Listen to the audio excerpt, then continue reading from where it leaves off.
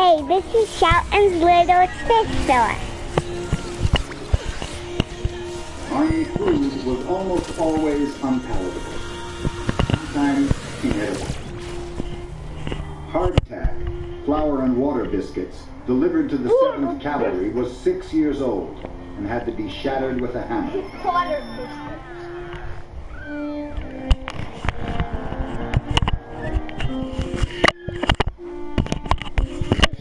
Whiskey was the soldier's curse.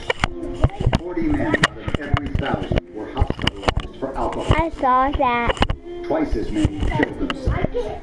No. But disease was the worst killer. Scary. In just 2 years, the 7th Cavalry lost 51 men to cholera. Most soldiers never met an Indian in battle. Some never saw an Indian at all. Dakota Territory, March 5th, 1876. Dear sister, I think we will have some hard times this summer. The old chief, Sitting Bull, says that he will not make peace with the whites as long as he has a man to fight. As soon as I get back from the campaign, I will write you. That is, if I do not get my hair lifted by some Indian. From your loving brother, T.P. Egan. 7th Cavalry.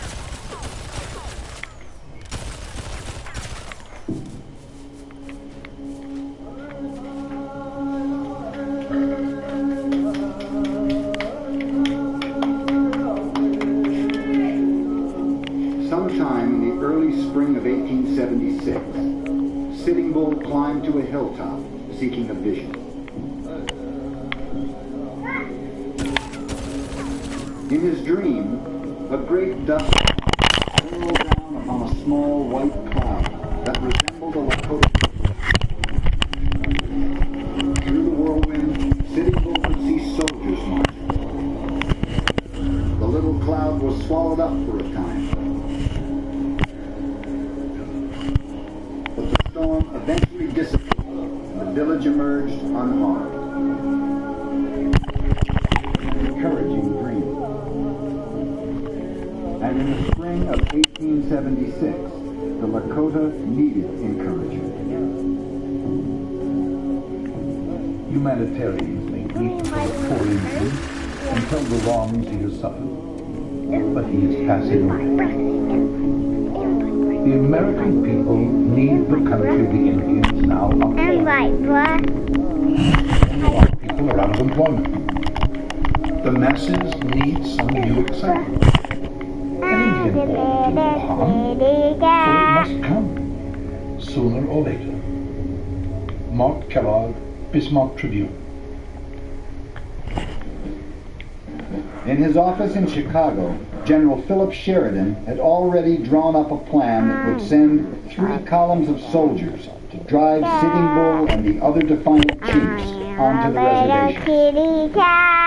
One column, led by Brigadier General George Crook, was to move north from Fort Shelton, what do Fetterman. I do? Another, under Colonel John Gibbon, was to march east from western Montana. The third, commanded by General Alfred Terry, marched west from Fort Abraham Lincoln. With him went the 500.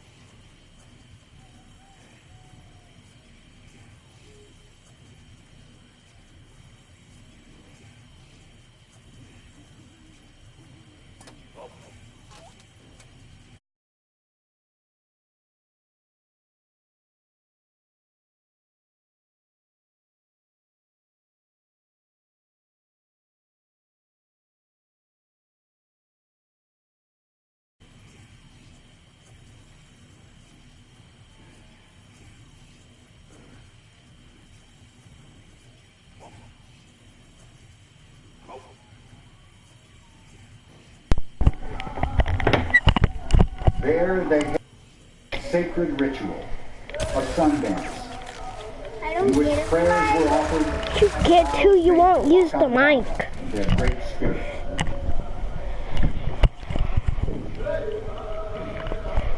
Sitting Bull slashed his arms 100 times as a sign of sacrifice. Then he had another vision.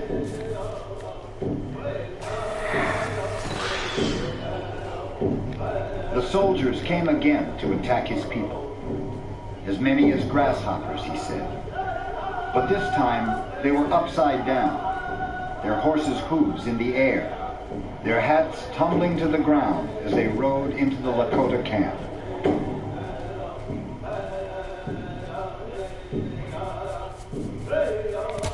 He has this tremendous vision that he tells the people about.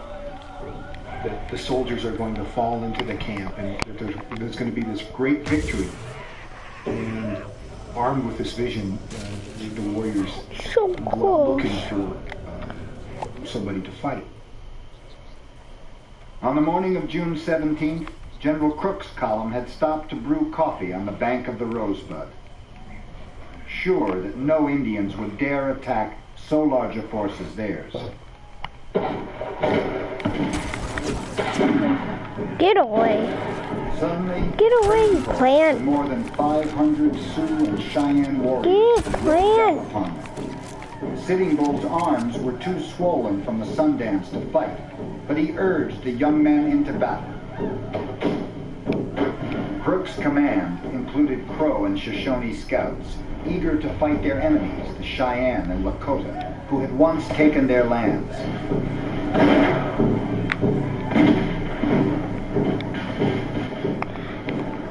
In the fierce, desperate fight that followed, the Indian scouts twice rescued the soldiers by riding through the Lakota and Cheyenne ranks.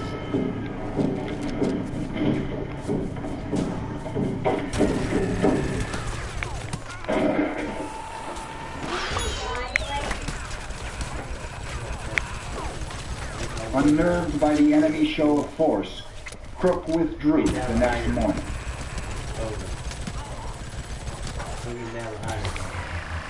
The Lakota and Cheyenne moved north and formed a new camp, where for 6 days they celebrated their victory along a winding stream they called the Greasy Grass.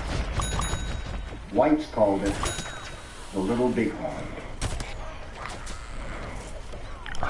Wow. On June 21st, Custer met on the Yellowstone River with Colonel Gibbon and their superior, Brigadier General Alfred Terry. They knew nothing of Crook's retreat. Terry ordered Gibbon to march to the mouth of the Little Bighorn, while Custer and the 7th Cavalry, if they could locate the Indians, would drive them down the valley toward Gibbon and annihilation. As Custer rode off, Gibbon called out to him, "Now, Custer, don't be greedy. Wait for us." "No," he said, "I will not." I now have some Crow scouts with me. They are magnificent looking men. So much handsomer and more Indian-like than any we have ever seen. And jolly and sportive. Nothing of the gloomy, silent red man about them. They said they had heard that I never abandoned a trail. That when my food gave out, I ate mule. That was the kind of man they wanted to fight under. They were willing to eat mule too. I know 5 of them. Oh, yeah. So I was doing They were old men something. when I was young, including my grandfather, White Man Oh, Runs. yeah. Why? With the tribe of Indians decided to fight other tribes in behalf of the white man. Sioux won't let us forget that. They always say, "These Crows are no good.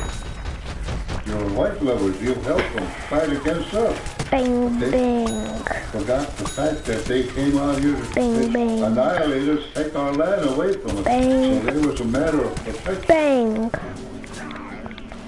Fearful that Sitting Bull would elude him, Custer pushed his column hard under a merciless prairie sun.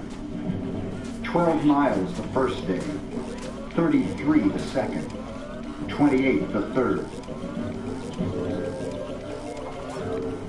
The exhausted troopers began to grumble about the man they privately called Hard-Ass. They found the Indians' trail, but did not grasp the full meaning of the fresh layers of pony tracks that seemed to cross and recross it.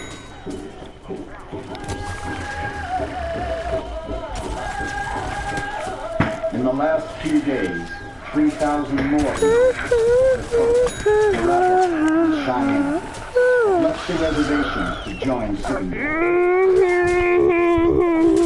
Their encampment now stretched for 3 miles along the Bye bye. grass.